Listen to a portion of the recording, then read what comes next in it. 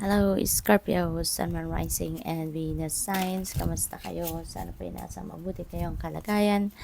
Welcome back po sa Star Tarot. At kung bago kayo dito, welcome din po kayo. Please subscribe, like, share my videos, and leave me a comment po kung naka-resonate kayo. Thank you. So, first message po ninyo is 9 of Challenges. Ayan. So, parang merong takot na nararamdaman ng iba sa inyo rito. Ayan siya, nagtatago, natatakot na baka makita siya ng monster na to, no? So, probably ang iba sa inyo ganun ang nararamdaman. You are hiding from someone kasi natatakot kayo na i-attack kayo nito, natatakot kayo na kung ano ang gawin neto sa inyo. So, probably tao.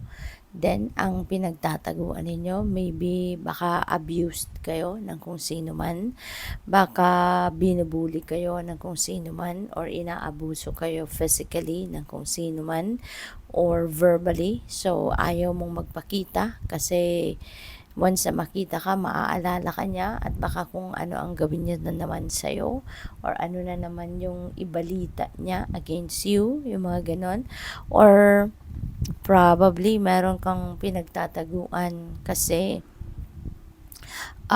pwedeng utang to Scorpio, yun din na na-pick up ko. Baka nagtatago kayo kasi baka may utang kayo, yung ganon, at hindi pa kayo handang magbayad.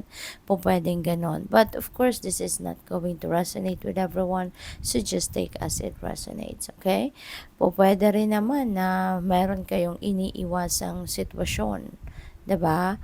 Pwedeng sitwasyon ito na iniiwasan ninyo kaya ayaw mong lumabas, ayaw mong magpakita sa mga tao, 'di ba? Para ma-avoid mo kung ano man ang situation na ito. So, pwedeng ganon ang ganap. So, what else? We have the oldest one. Ayan. So, maybe you need someone to talk to. Probably, ang iba sa inyo dito kailangan lumapit sa advisor, counselor. Baka yun din ang hinahanap ninyo. Someone that can give you advice, someone that can give you input, insights, mga ganon. So, siguro naghahanap kayo ng mentor, life coach, mga ganon, spiritual practitioner, spiritual guide, because you need someone to talk to. You need someone na makausap ninyo, isang taong sensible, isang taong may matinong pag-iisip, 'di ba? Na makakapagbigay sa iyo ng advice, yung ganon. So maybe you are seeking for one like that, no? What else? We have 8 of Wands. Ayan. So, ang iba naman sa inyo siguro nagsisikap din naman kayo na solusyonan ng problemang ito, kung ano man ito, or solusyonan kung ano man, o pinag-iisipan din naman siguro ninyo kung ano yung magagawa ninyo para ma-solve kung ano man ito, ma-address ninyo ng tama. Pero siguro nga, baka kailangan nyo lang din ng makakatulong dyan, Baka kailangan nyo ng support, kaya siguro you are seeking for someone na makakatulong sa'yo, makakapag-advise sa'yo, no? So, pwedeng ganon. And on a different note naman, yung 8 of Wands is, kasipagan, no? Pinapakita ng card na to kung gaano kayo kasipag, gaano kayo katyaga, gaano kayo ka-diligent, no, sa inyong pagtatrabaho. Kaya, pwede na sa trabaho related ito.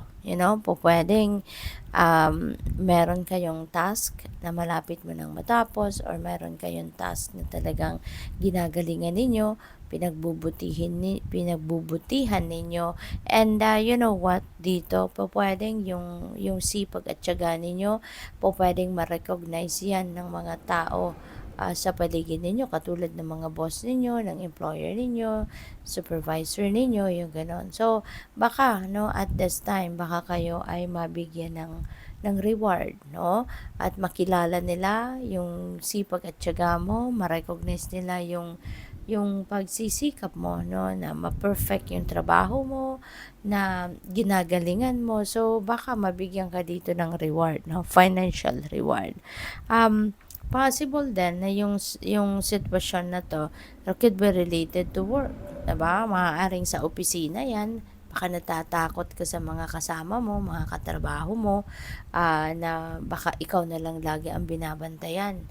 Baka ikaw na lang lagi ang binabantayan magkamali, 'di ba?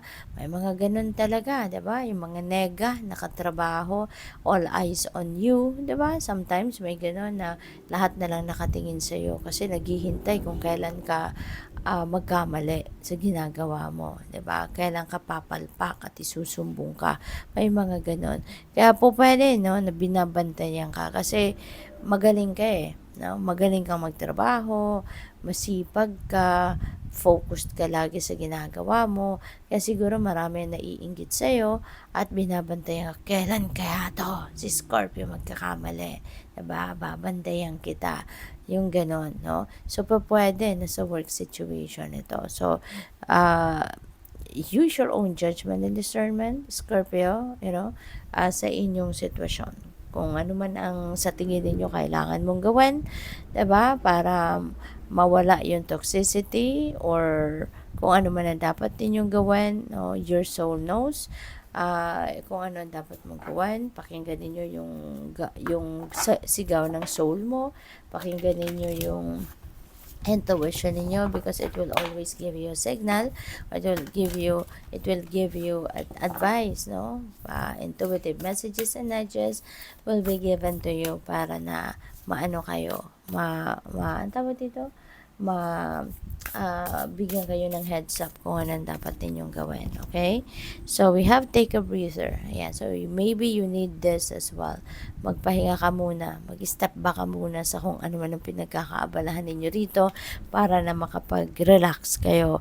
Kasi po pwedeng yung stress na yan, no, could harm you. Diba?